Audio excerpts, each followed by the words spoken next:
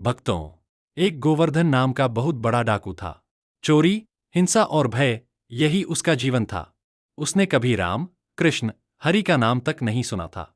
विडंबना देखिए, नाम उसका गोवर्धन, और नाम कितना पावन।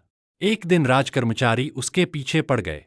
भागते भागते वह एक सत्संग में जा पहुंचा। वहां कथा हो रही थी, वृंदावन बिहारी लाल की। कथा कहने वाले थे एक उच्च कोटि के महापुरुष, जो कथा केवल भगवत प्रसन्नता और आत्मसंतोष के लिए करते हैं। कथा चल रही थी, आज मैया ने लाला को गौचारण के लिए भेजा है। स्वर्ण मुकुट, मोरपंख, स्वर्ण की करधनी, बाजूबंद, हार, पूरा श्रृंगार दिव्य है। अब क्या था?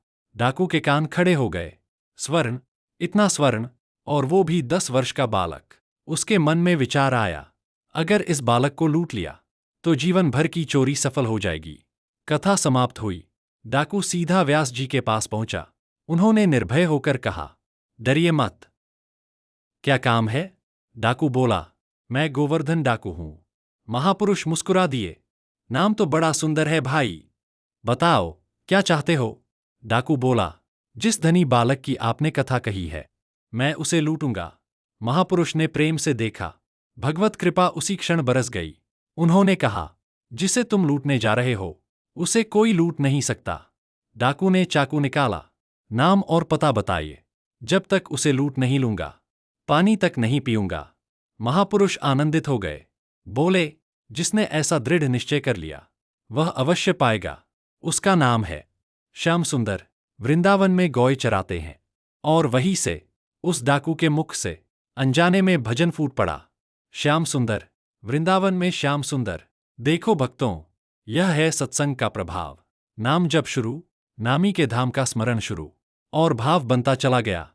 वह वृंदावन पहुंचा, पूछता फिरा, श्याम सुंदर कहाँ है? लोग समझे, यह पागल है। कलयुग में कौन गौए चराता है? दिन बीत गया। भूख, प्यास, लेकिन शपथ, पानी नहीं पीना है। हार गया। और जब मन हारता है, तभी आर्त भाव जन्म लेता है। उसने पुकारा, श्याम सुंदर, और दृश्य बदल गया। नेत्र खुले तो दिव्य वृंदावन। गौए ऐसी, जिनके दर्शन से ही भूख प्यास मिट जाए, और उनके मध्य वही बालक, जैसा कथा में सुना था, श्री कृष्ण।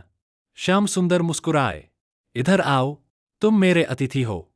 डाकू बोला, आभूषण उतारो, मैं चोर हूं। प्रभु हंस दिए, गलत जगह आ गए हो भाई। तुम धन चुराते हो, हम चित्त चुराते हैं। हम जन्मों के पाप चुरा लेते हैं।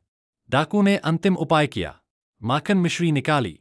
यह भोग एक महाभागवत के करकमलों से भावपूर्वक दिया गया था। प्रभु ने स्वीकार किया और कहा, पहले तू थोड़ा खा। जैसे ही उसने प्रसाद चखा, अंतःकरण की मलिनता धुल गई। नेत्र खुले, प्रेम उमड़ा, चरणों में गिर पड़ा।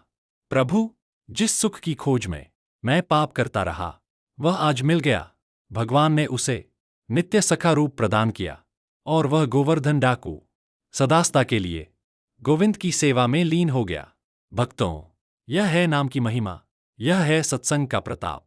श्याम सुंदर का नाम डाकू को भी भक्त बना देता है। जय श्री कृष्ण, जय वृंदावन बिहारी।